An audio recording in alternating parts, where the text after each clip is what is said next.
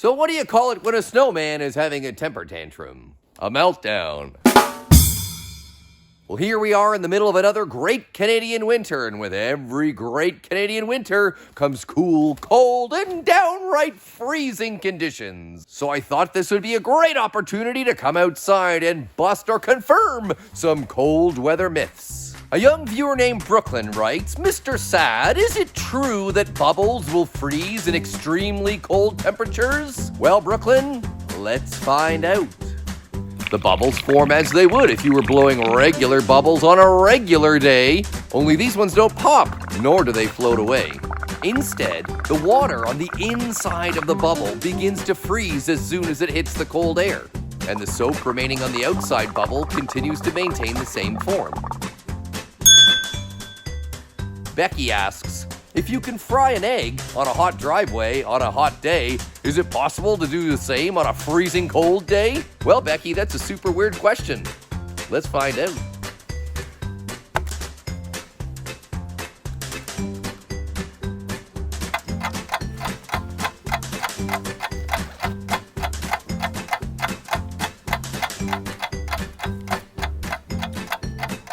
And after 20 minutes in the cold air, that egg is starting to freeze right over, but I'm not sure that'd be something I'd want to eat. And our last question comes from Justin and Jesse. The boys ask, Mr. Saad, I've seen pictures of people's frozen clothing standing straight up in the air because it's so cold. Is that a real thing, and why would you want to do that? Well, the short answer, boys, is you sure can do it, but I'm not sure why you'd want to. Now, if you are going to give any of these a try, please, please, please talk to your parents or ask your family if it's okay if you do it first. Again, I'm not super sure why you'd want to do this, but putting soaking wet clothes on an ice cold clothesline certainly can result in your clothes standing straight on end. And if you don't believe me, let's go ask my two friends. Well, if you think you've been bored this winter, you couldn't possibly be any more bored than these two guys.